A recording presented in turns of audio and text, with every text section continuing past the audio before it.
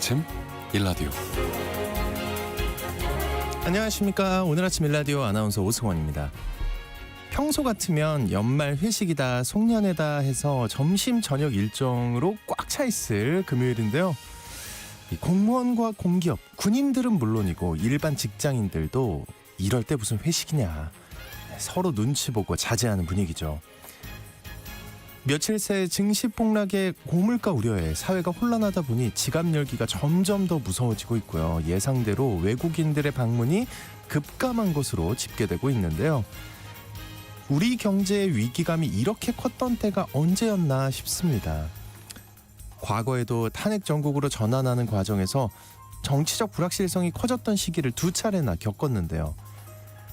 그래도 그땐 수출과 내수가 뒷받침되고 기업들이 탄탄하던 시기라서 지금처럼 경제에 대한 걱정이 크지 않았던 것 같습니다. 그런데 지금은 상황이 달라져서 수출, 내수도 좋지 않고 대외 악재도 복잡한 상황인데요. 하루빨리 불확실성을 해소하는 것만이 최선인 분위기죠. 자, 오늘도 내일도 날이 추워진다고 합니다. 이 추위에 국민들이 생업과 일상을 미루고 거리로 쏟아져 나오고 있는데요. 부디 정치권이 탄핵 표결에 동참해서 이제라도 헌정 질서를 바로 세우고요. 국민들이 하루빨리 평범한 일상으로 돌아갈 수 있었으면 좋겠습니다. 다음 주에는 미뤄둔 연말 회식이나 송년회 꼭 할 수 있길 기대해 보면서 12월 13일 금요일 오늘 아침 일라디오 출발합니다.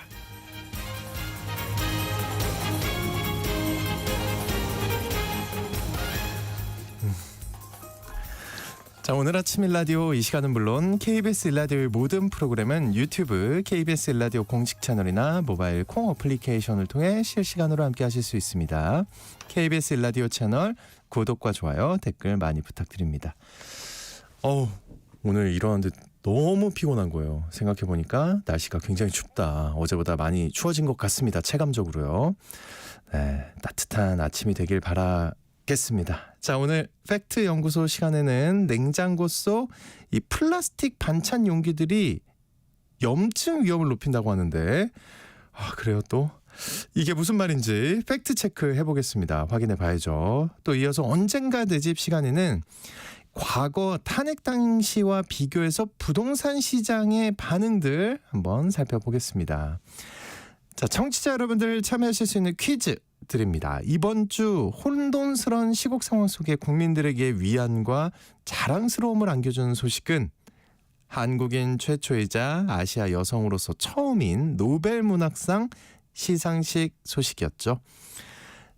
이분은 폭력에 맞서는 문학의 힘, 그리고 어두운 밤에도 서로를 이어주는 것은 언어라는 수상소감으로 큰 울림을 전했는데요. 여러분도 작가의 책 읽기에 많이 동참하고 계시죠? 너무 쉬운 것 같은데 올해 노벨 문학상 수상자인 자랑스러운 이 작가는 누구일까요? 자, 추첨을 통해 농촌진흥청에서 제공하는 웰빙 혼합 잡곡 세트를 한 분께, 향긋한 커피를 드실 수 있는 모바일 커피 쿠폰을 4분께 드리겠습니다. 방송에 참여하실 분들은요, 단문 50원, 장문 100원이 드는 유료 문자 샵 9730으로 보내주시기 바랍니다. 유익한 정보와 살아있는 이야기가 있습니다. KBS 오늘 아침 일라디오. 이 정보가 사실인지 혼란스러운 내용을 바로잡아보는 팩트 연구소 시간입니다. 최근에 플라스틱 관련한 소식 자주 전해드리고 있는데요. 이 플라스틱이 우리 몸속에서도 많이 발견된다고 합니다. 오늘은 이와 관련해서 나온 새로운 연구 결과 살펴보겠습니다. 선정수 팩트체커와 함께합니다. 안녕하십니까? 네, 안녕하세요. 네, 이게 미세 플라스틱에 대한 얘기고 이번에 새로운 연구 결과가 나왔다고요? 네, 그렇습니다. 이동욱 인하대병원 직업환경의학과 교수 연구팀은 최근에 국제학술지 사이언티픽 리포츠의 논문을 발표했습니다. 제목은 인간 혈액 내 미세 플라스틱 입자와 응고 지표와의 연관성. 어렵죠. 논문은 좀 어렵죠. 아니요? 원래. 안 어려운데요? 네, 괜찮은데? 예. 네, 좋습니다. 네. 건강한 성인 36명을 대상으로 체열을 해서 미세 플라스틱을 검사를 했는데요. 참여자의 88.9%인 32명의 혈액에서 미세 플라스틱이 검출됐습니다. 국내에서 인체 혈액 내 미세 플라스틱의 존재와 악영향을 확인한 연구는 이번이 처음이라고 합니다. 네, 연구 대상이 32명이라 약간 적게 보이기도 하지만 그래도 조사 참여자의 88.9%가 혈액 속에 미세 플라스틱을 갖고 있었다고 한다면 정말 놀라운 수치인데요. 네, 논문을 보면 이 네. 혈액 속의 미세 플라스틱의 평균 농도는 혈액 1ml당 4.2개 수준으로 나타났습니다. 가장 많이 검출된 유형은 폴리스티렌 PS와 폴리프로필렌 PP였는데요.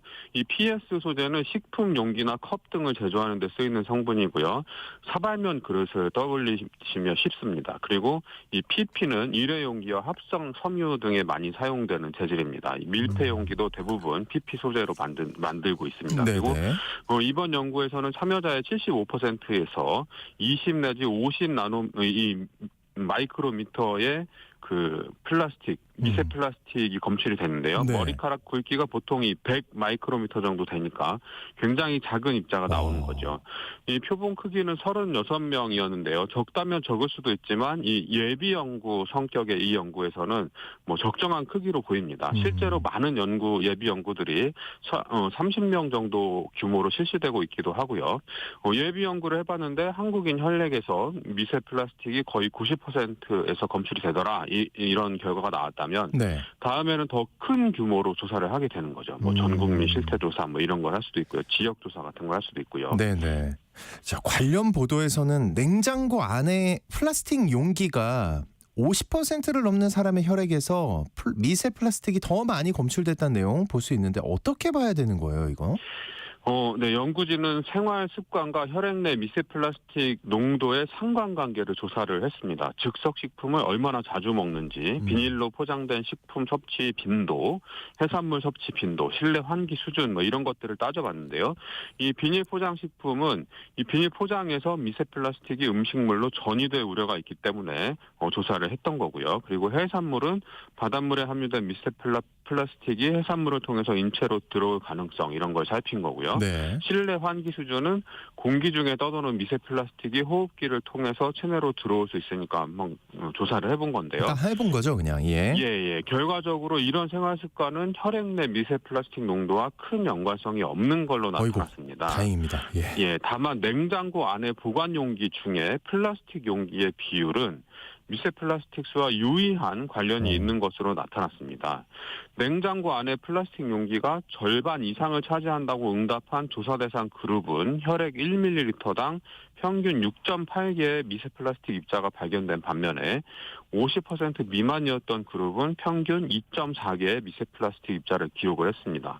이건 플라스틱 그릇을 많이 사용할수록 우리 몸으로 들어오는 미세 플라스틱이 많아진다 이런 뜻으로 해석을 할 수 있는데요. 네. 플라스틱에 음식을 담고 덜어낼 때 그리고 뭐 설거지를 할 때 뭐 용기에서 미세 플라스틱 조각이 떨어져 나오기도 하고 그리고 이 플라스틱 자체에서 이 플라스틱 용기가 시간이 지날수록 열화되면서 미세 플라스틱이 나오는 것이 연관이 굉장히 크다고 봅니다. 아유, 갑자기 좀 머릿속이 복잡해지는데 이거 좀 냉장고에 있는 거 바꿔야 되나?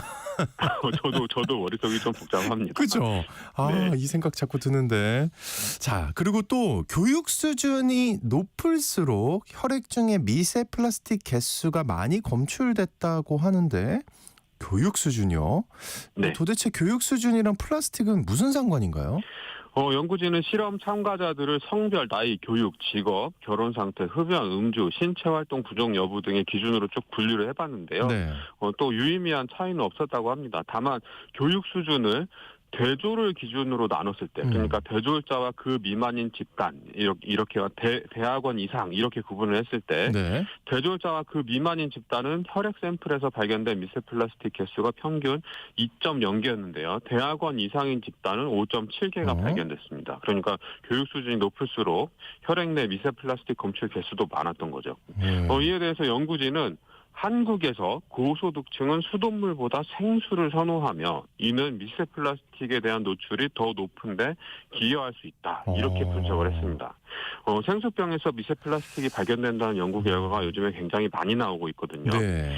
이 생수병 제조 과정에서 플라스틱 원료에 열을 가한 뒤에 틀에 넣고 공기를 불어넣어서 병 모양을 만드는데요. 이 과정에서 플라스틱이 가수분해를 일으키면 미세 플라스틱이 나올 수밖에 없는 문제가 있고요. 그리고 유통 과정에서 햇빛에 노출이 되면 앞서 말씀드린 열화 현상이 일어나면서 미세 플라스틱이 생성됩니다. 그러니까 작은 조각이 떨어져 나오는 거라고 보시면 됩니다. 자, 미세 플라스틱에 대한 정부의 입장이 있나요? 네. 식품의약품안전처, 식약처는 2017년부터 화장품, 치약 등에 미세 플라스틱 사용하지 못하도록 전면 금지했습니다. 이전까지는 그 작은 미세 플라스틱 구슬을 넣은 스크럽 제품이나 치약이 팔리기도 했는데요. 네. 까끌까끌한 알알이들이 들어있던 거. 네, 그게 그랬다면서요. 예, 그렇습니다. 2017년에 이 조치로 인해서 이 화장품과 의약 외품에서 미세 플라스틱 사용이 금지됐습니다. 당시 식약처는 이렇게 밝혔는데요. 미세 플라스틱으로 인한 환경 오염이 우려될 뿐 아니라 해양 생태계에서 잔류해서 생태계를 교란하고 먹이 사슬을 통해 사람의 먹거리에까지 침투해 건강에 큰 해가 될 수 있다고 판단했다. 이런 이유로 이제 화장품과 치약에서는 미세 플라스틱 사용을 금지를 했습니다. 그런데 식품과 식품 용기에서 미세 플라스틱을 제한하는 움직임은 아직까지는 없습니다. 해야 될 것 같은데. 식품에 대해서는 미세 플라스틱 시험법을 개발해서 내년 중으로 주요 식품군의 미세 플라스틱 함유량을 조사해서 발표할 계획으로 알려져 있고요. 식품 용기는 식약처가 만든 기준을 통과를 해야 되는데 이 기준에 미세 플라스틱과 관련된 기준이 없습니다. 식약처는 미세 플라스틱의 인체 유해성에 대해서 단정적으로 말할 근거가 아직 없다. 이런 입장인데요.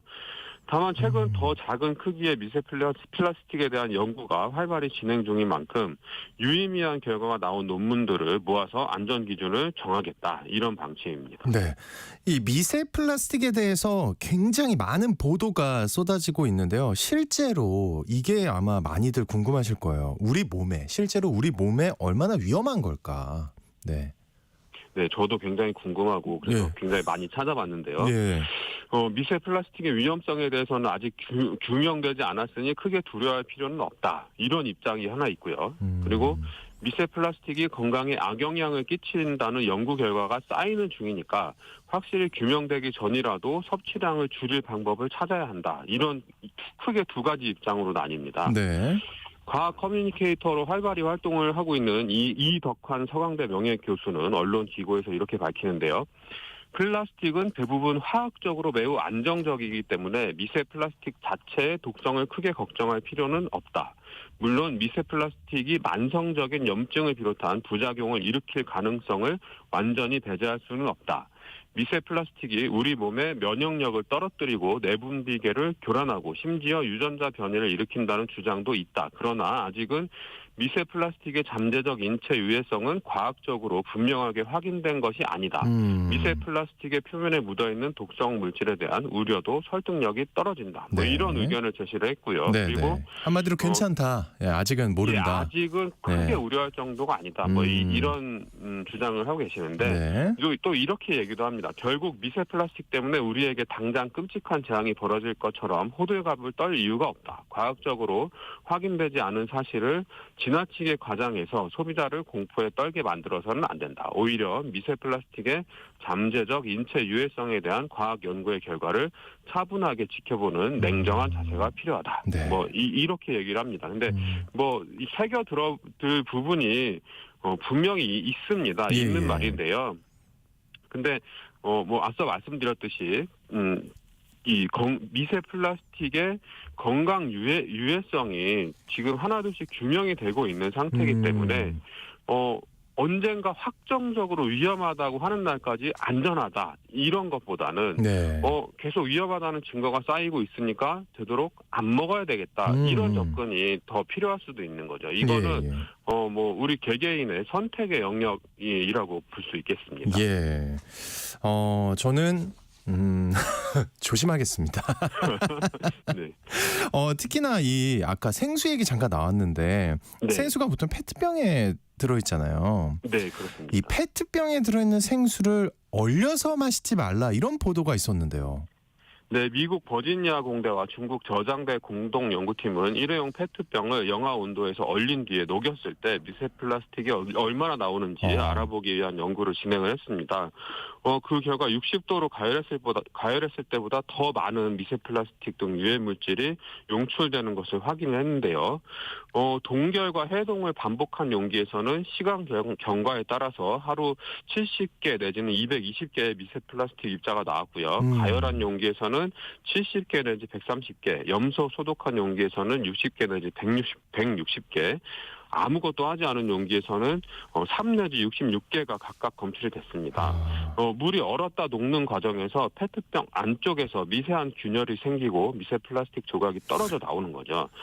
플라스틱 용기는 얼리지 말아야겠습니다. 아 잠깐만요. 이 얘기 듣는데 왜 여름에 조그만 네. 그 생수통 네. 그거를 살짝 얼려서 얼음 있게 네. 만든 다음에 다들 그러셨을 건데 이렇게 벽이나 이런데 깡깡 치면서 네. 진짜 그거 네, 안 좋다는 그러면 거잖아요. 네, 더 많이 나오겠죠. 아 너무 후회가 됩니다.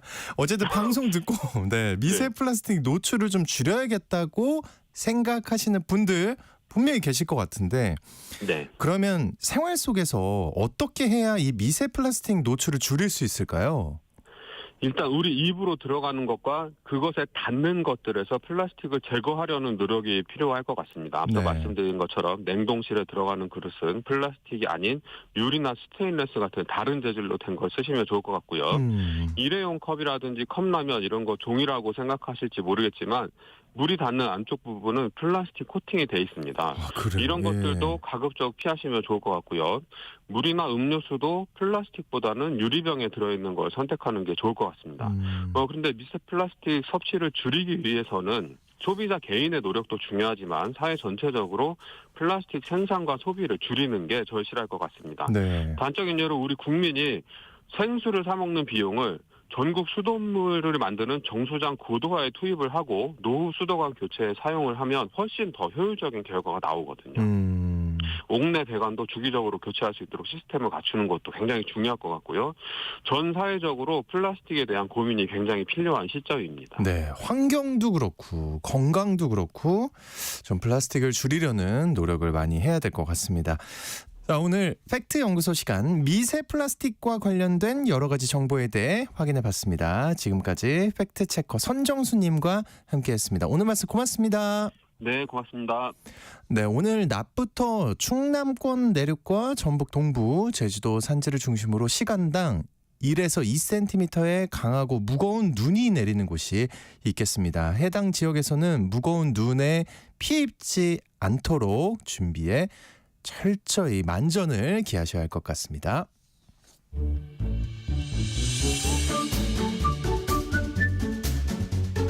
아침을 여는 기분 좋은 습관.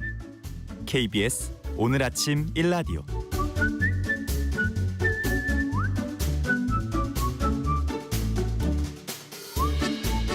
우리 국민들 또다시 대통령 탄핵을 위해 촛불을 들고 있습니다. 이런 일을 또 겪다니 참 착잡하고 참담하죠.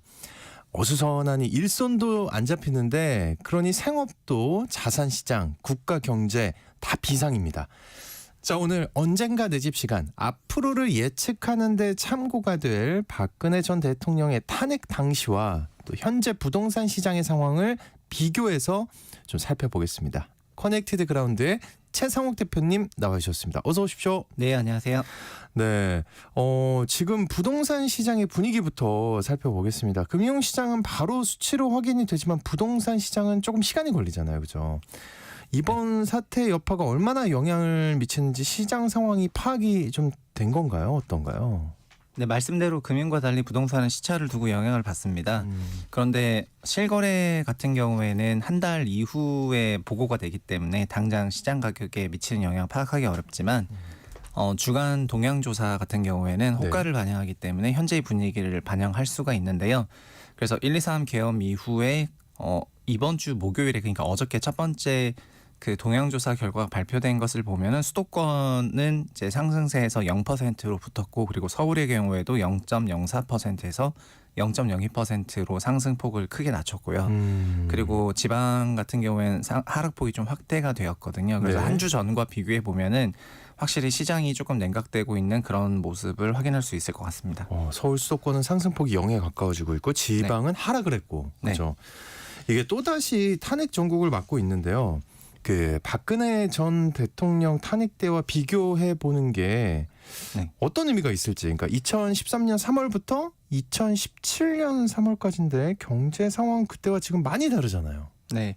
그 한 4년이나 5년 기간을 보면은 종합적으로 보면은 박근혜 정부 때는 그래도 2008년, 2011년의 글로벌 금융위기나 유로존 재정위기의 그 위축상을 벗어나기 위해서 부양책을 썼고 그 과정에서 14, 15년부터는 시장이 살아나고 있는 국면이었다가 16년부터는 시장이 굉장히 좋았습니다.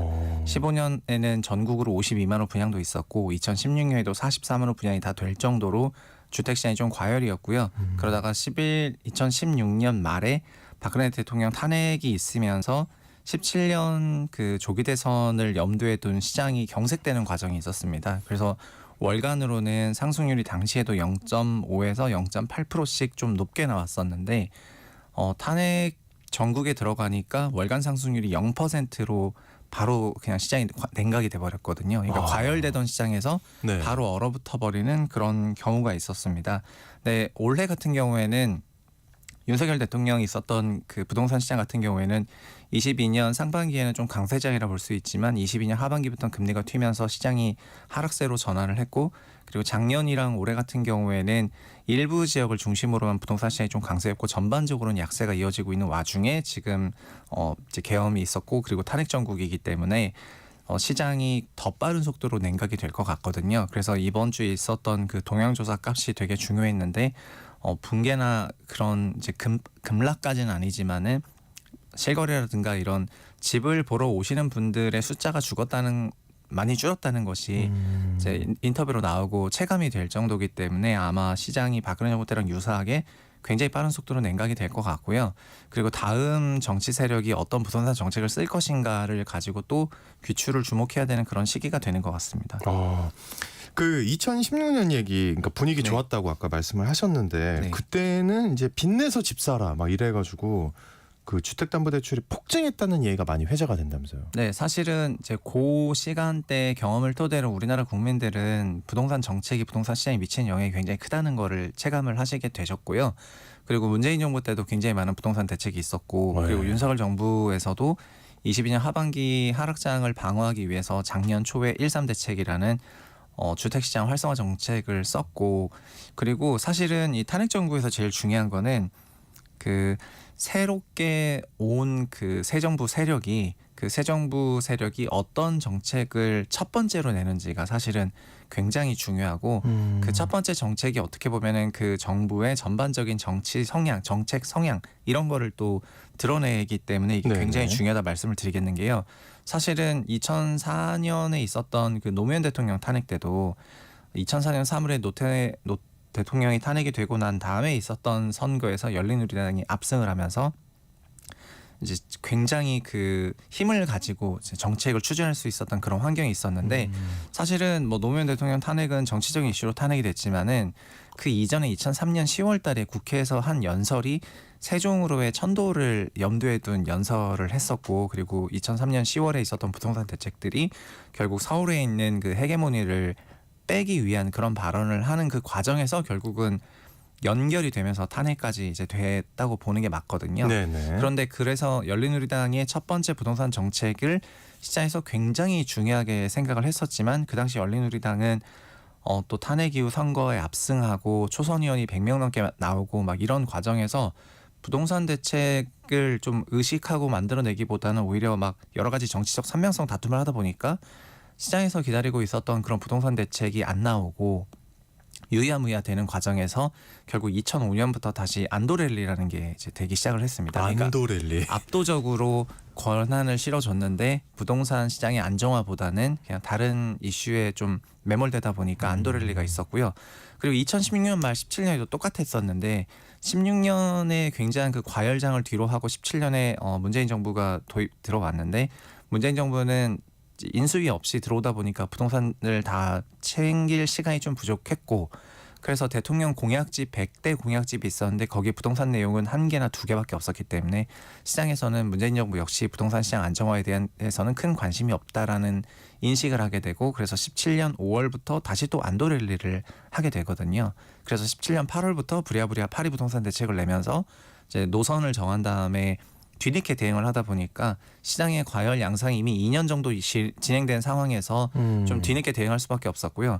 제가 우려하는 거는 지금도 굉장히 비슷하게 갈 수가 있는데 현재도 그 내란이라든가 이런 사태를 정리하는 그런 과정에서 이쪽이 확실히 스포트라이트를 내년에도 받을 수밖에 없다 보니까 이 부분에 대해 가지고 이제 막 조사를 하는 과정에서 부동산은 또 등한시되는 그럴 가능성이 좀 있거든요. 네네. 그러면 또 이번에도 역시나 만약에 대선을 내년 초에 하게 된다면 인수위가 또 없고요.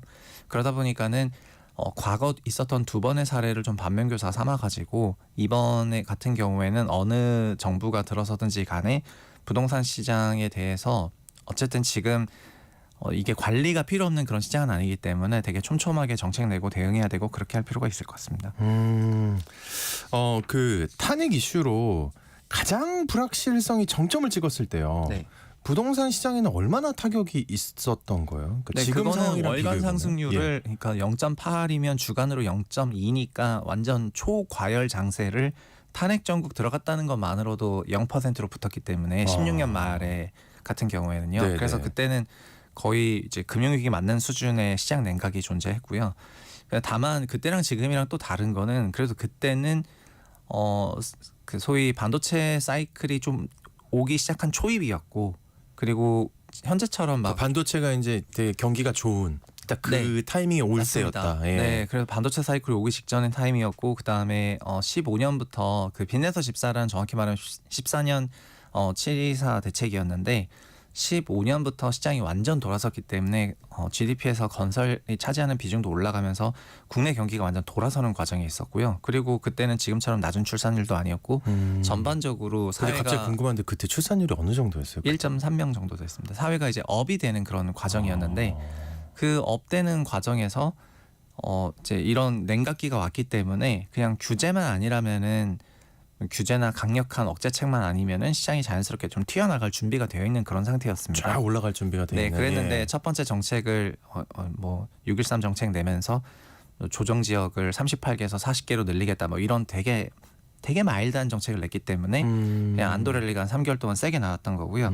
지금은 원래부터 좀 위축세였는데 그 9월부터 가계대출을 줄이면서 작년과는 다르게 올해는 작년보다는 좀 약세장이었고 그리고 일부 지역은 좀 더 강세장인 면은 있긴 했지만요. 근데 가계부채 줄이면서 전체적으로 약세장으로 가는 과정에서 이런 일이 일어났기 때문에 그리고 아마도 지금 뭐 유력하게 아마 다음 정부는 이제 야당을 중심으로 구성될 가능성이 높다고 생각하시는 분이 좀 더 많으실 겁니다. 예. 냉정하게 보면은 예. 그렇다면은 또 부동산 정책은 그런 연장선에서 이루어진다고 생각하면은 또 납작 엎드릴 수밖에 없다고 생각을 하고요. 지금 시장을 바라보는 쪽에서는 그래서 2016년 말과 정말 굉장히 흡사한 그런 시장이 될 것 같습니다. 아 비슷하다. 그러면요. 네. 그 탄핵 이후에 언제쯤 안정이 되고 또 시장 분위기에 어떤 변화가 생기기 시작했었나요? 네, 결국 16년, 17년에도 있었던 게 똑같은 건데요. 대선하는 과정에서 또 당선되고 그다음에 새 정부 구성되는 과정에서 그 공약집이 나오게 되고 그럼 아마 다음 대선에서도 양당의 공약집이 나오게 될 것이고 그럼 양당의 공약집을 보면서 부동산에 어떤 내용이 담겨져 있는가를 시장이 확인했을 때 어떻게 보면 첫 번째로 그 방향성이 나오게 될 거라고 생각을 합니다. 현재는 완전 불확실성이 있기 때문에 네. 이제 123 계엄 사태 이후에 보시면은 아실 같은데 아파트 매물이 하루 만에 전체 매물의 3-4% 늘어날 정도로 매도 물량이 폭증을 했고요. 그리고 그 일부 지역 같은 경우에는 뭐 매도 물량이 20% 넘게 하루 만에 늘었기 때문에 일단 모르겠고 좀 팔고 싶다 이런 생각을 갖고 있는 그런 심리가 시장에 많이 반영이 됐었거든요. 그런데 다음에 어떤 정책이 나올지에 따라서 또 시장 반응이 한 번 있을 거라고 생각이 되고 그래서 좀 당부드리고 싶은 거는 네. 그런 정치 하시는 분들이 첫 번째 부동산 정책을 어떤 걸 내느냐가 정말 너무나 중요하기 때문에 근데 그 첫 번째 정책의 중요성이라는 게 네. 그게 그 정부의 정책 방향을 보여준다고 다들 생각하는 거예요. 왜냐하면 어떻게 생각할 수도 있다고 생각이 드냐면 그냥 처음 아닌가? 그 뒤에는 바뀔 수도 있지 않나? 네. 그게- 근데 저는 네. 저희 때 그 언제가 내지 올해도 이런 말씀을 했었었는데 사실은 올해 총선 이후에도 그 야당이 상당한 수를 의석을 확보한 이후에 부동산 시장이라든가 아니면 정책 시장에서 내는 메시지가 굉장히 중요하다고 생각하고 있었는데 네. 올해 4월 말 5월 초부터 나왔던 야당의 첫 번째 메시지는 종부세 완화였거든요. 그리고 그때 이제 박찬대 이제 원내대표나 고민정 최고위원이 종부세 완화를 이구동성으로 발표를 하기 시작을 했고 그래서 시장에서는 22대 민주당은 부동산 시장이 완화적인 것 같다라는 그런 생각과 함께 5월 말부터 좀 이제 그때 코인 가격도 올랐고 미국 주식시장도 좋았고 그다음에 신생아 대출도 있었고 그리고 올라갈 만한 그런 트리거가 조금 있는 상황이었는데 억제기가 벗겨지는 그런 과정에서 네. 5월 중순부터 이제 랠리를 하기 시작을 했거든요. 그래서 그것을 제가 여기도 나와서 막 좀 비판을 하면서 첫 번째 그 코멘트 시장에 대한 그 코멘트는 굉장히 중요한 부분인데 어떻게 보면은 그 코멘트가 우리는 부동산에 규제를 하지 않고 있다라는 그런 메시지를 확실하게 던졌기 때문에 시장이 이제 안도하면서 랠리를 했던 것이었습니다. 그래서 아마 다음도 똑같다고 생각을 하고요. 네, 네. 굉장히 마일드한 그런 그 정책을 내더라도 그 방향성이라는 거를 첫 번째 정책에서 예측할 수가 있기 때문에 그런 거를 이제 잘 생각하시고 정책을 내셨으면 하는 바람입니다. 네, 말씀 듣다 보니까 이제 배로 말하면 거의 방향타 같은 느낌이네요. 딱 네. 글로 정하는 거네요, 그냥. 네, 그렇습니다. 첫 번째 정책이라는 게. 그 첫 번째 정책. 그때의 네. 경험으로 지금의 네. 이제 탄핵 정국 이후의 상황을 좀 예단해 볼 수 있을까요? 이게 사태가 장기화할 가능성도 있는 거잖아요. 앞으로의 네, 집값 또 그렇습니다. 이제 시장 흐름 네. 어떻게 전개될 것으로 보세요? 네, 지금 그래서 시장의 화두는 좀 그런 겁니다. 뭐 시장 가격은 아까 말씀드린 것처럼 아마 대선이라든가 다음 정부의 그 사람들이 그 캐비닛이 구성되는 그런 과정을 보면서 약간 좀 눈치 보는 장세가 있을 것 같습니다. 그리고 첫 정책 중요한 건 말씀을 드렸고요. 중요한 거는 또 그 첫 정책에 그런 것도 있습니다. 윤석열 정부에서 추진했던 여러 제도나 법제도들이 이어져서 진행이 될 수 있는지 아니면은 좀 단절이 있을 건지에 대한 그런 판단도 해야 되는 거거든요. 과거 문재인 정부 때에도 박근혜 정부에서 추진했던 뭐 뉴스테이나 기업형 임대주택이나 여러 부동산 관련 정책들이 좀 있었는데 굵직굵직한 것들이요.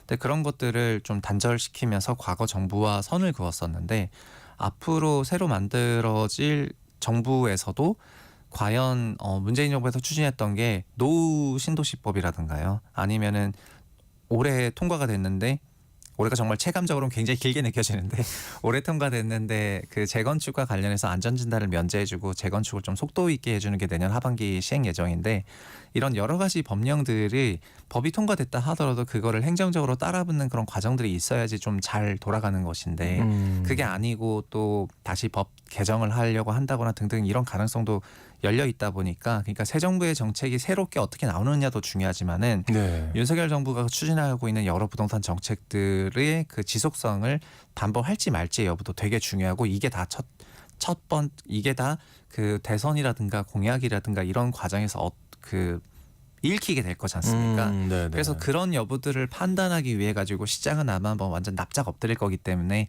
그 앞으로 한 4개월 정도는 그러니까 납작 굉장히 엎드린다는 게 이제 기다리고 있다는 거죠. 네, 어떻게 될지 모르니까 막 굳이 매수로 강력한 뭐 대응하거나 이렇게 하기보다는 하긴 큰 확실한 돈이 들어가는 어떤 거니까. 확실한 어떤 신호를 보기 전까지는 이제 뭐 경거방도 하지 않을 거라고 생각을 하고요. 뭐 이런 표현에서 죄송하지만 네. 그러니까 자연스럽게 거래 소강, 그다음에 가격 약세, 가격 위축, 거래 위축 이런 분위기가 조금 이어갈 것으로 생각이 됩니다. 근데 지금 이제 상승폭이 거의 0에 가까워지고 네. 있잖아요. 예, 그죠? 그렇죠. 근데 시장은 네. 맞습니다. 완전 얼어붙은 상태인데 네. 근데 더 얼어붙지 않을까 이렇게 보고 있습니다. 그러면 하락 아니에요? 그러니까 좀 하락으로 세게 갈 수도 있는 건가요? 어떻게 네, 봐야 되나요? 전국 지표는 이미 사실은 하락장이 이어지고 있는 와중이었는데 네. 저희가 올해 7, 8월에 서울의 그 고가 지역이나 초고가 지역 가격이 워낙 세다 보니까 그 체감적으로 이제 추세 장이 나왔다고 생각해서 좀 강세로 보신 분이 계셨는데 8월 말부터는 다시 약세로 전환을 했거든요. 9월 실거래도 전국 서울 실거래가 마이너스 찍혔고 10월 실거래는 마이너스 폭이 더 많이 찍힐 거라고 생각하고 11월도 그렇기 때문에 사실상 서울도 다시 재차 하락장으로 전환한 거는 맞고요. 아마 내년 1분기까지는 이런 기조는 변화가 없을 것 같습니다. 그리고 새 정부의 전반적인 부동산 성향이 뭐 과격한 그런 부양책은 아닐 거라고 생각하는 게 좀 일반적이라고 본다면은 그러니까 과격한 하락장을 요구하는 그런 정책을 쓰지도 않겠지만은 그런 다시 작년에 1.3이나 여러 가지 과격한 상승장 안 쓸 것 같아가지고 현 기조가 완만하게 이어질 거로 보는 것이 현재는 그냥 디폴트 옵션입니다. 알겠습니다. 아까 그리고 이것도 궁금해요. 잠깐 얘기해 주셨지만 네. 그 지금까지 추진되어 온 정책들이 굉장히 많을 거잖아요, 그죠? 네. 그리고 이거 궁금합니다. 이 재건축 사업이요. 네. 이건 어떻게 되는 겁니까? 일단 노후 예. 재건축 특별법이 통과가 됐고 여야 합의로 그리고 올해 선도지구도 지정을 했습니다. 3만 호 넘게. 그런데 이것도 저 개인적인 생각이지만 이것도 박근혜 정부 때 뉴스테이와 되게 비슷하다 생각하거든요. 박근혜 정부 때도 기업형 임대주택을 굉장히 활성화시키기 위해서 14, 15, 16년의 과정을 거쳐가지고 실제로 사업이 잘 돌아갔었다가 17년부터 이 사업이 완전히 멈추게 되었습니다. 아, 예. 그런데 노후 재정비 같은 경우에도 어떻게 보면 선도지구는 선정이 됐고 선도지구 이후의 과정은 노정법에 따라서 진행을 하겠지만은 2차나 3차 선도지구가 지정될 건지에 대해 가지고는 또 지켜봐야지 될 것 같거든요. 근데 물론 이 부분이 야당 역시 노후 계획도시법은 합의를 했기 때문에 뭐 추진할 수도 있고 뭐 아닐 수도 있습니다. 그래서 이거가 정말 어떻게 될지는 새롭게 구성되는 사람들의 그걸 좀 봐야 되겠죠. 정책 방향을. 근데 아니 그래도 부동산 정책인데 네. 너무 눈치 봐야 되는 게 이게 맞는 거예요. 잘 모르겠지만. 네.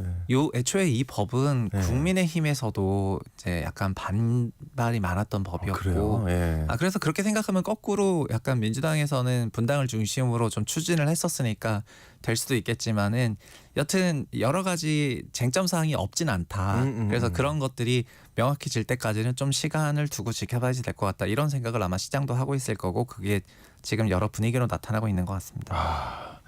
그러니까 오늘 말씀 전체적으로 듣다 보니까 제 그냥 느낌은 일단 가만히 있는 것 같아요. 네. 네, 예. 가만히 있어야 하는 것 같고 분위기적으로. 근데 건설 경기가 문제가 이제 이거잖아요. 진짜 지금 어렵잖아요. 네, 그렇죠. 또 요즘 또 환율, PF 환율 예, 환율이 이거는 변수가 크다고 얘기해도 될 것 같아요. 많이 올랐는데 또 어떻게 될지 모르고 공사비가 이러면 더 오르는 게 아닌가 이런 게 생각이 들고 이게 지금 크면 예. 부동산 시장의 가장 큰 위기 중에 하나는 PF였는데요. 네. PF의 경우에는 오히려 윤석열 정부 들어와서 문제가 좀 더 확대된 경향이 없지 않거든요. 사실 뭐 22년 하반기부터 그런 문제가 생겼기 때문에 그거를 수습하는 과정에서 뭐 뾰족한 그런 PF 대책이 나온 것도 아니었고 근데 지금 이제 제가 부동산 디벨로퍼나 이쪽 시장에 있는 사람들 얘기를 좀 들어보면은 예를 들면 이재명 같은 경우에는 성남 재직 시절에 여러 가지 개발 사업에 대해서 굉장히 뭐 해박한 지식이 있었고 그리고 그런 거에 대한 그 영향력을 잘 알고 있기 때문에 PF는 좀 풀린다고 생각하시는 분이 좀 더 많았어요. 그래서 오히려 개발이나 시행이나 이런 쪽에 계신 분들은 현재의 PF 위기가 굉장히 고착 상태에 있었는데 그게 타개될 수도 있다고 생각을 해서 좀 환영하는 부분도 없진 않았거든요. 그래서 부동산이라는 게 어떻게 보면은 여러 가지를 잘 생각해야 되겠지만 기존 재고 시장도 있고 신규 건설 시장도 있고 한데 신규 건설 시장이나 PF 시장이나 이런 부분에 대해서는 오히려 좀 더 환영하는 분위기도 있다는 말씀을 좀 드리고 싶고요.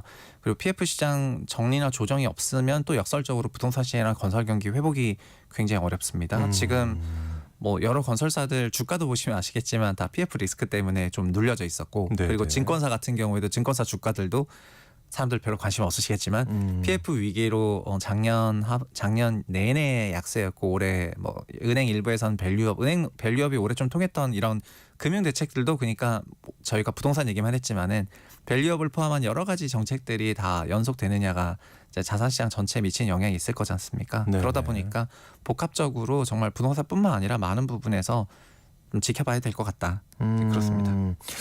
그리고 마지막으로 집을 사고 투자하는 거 네. 밀어두는 게 좋겠죠.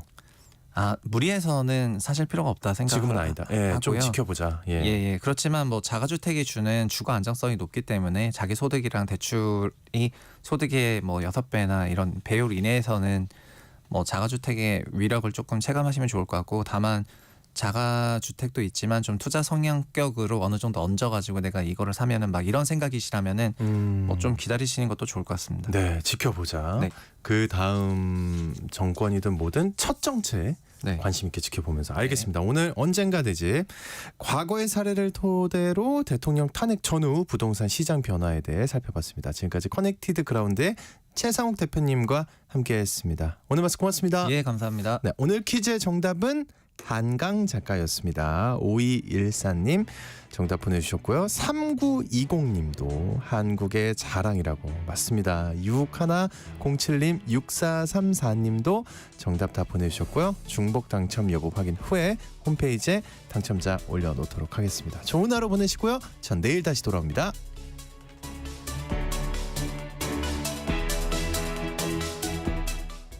처럼 여행 떠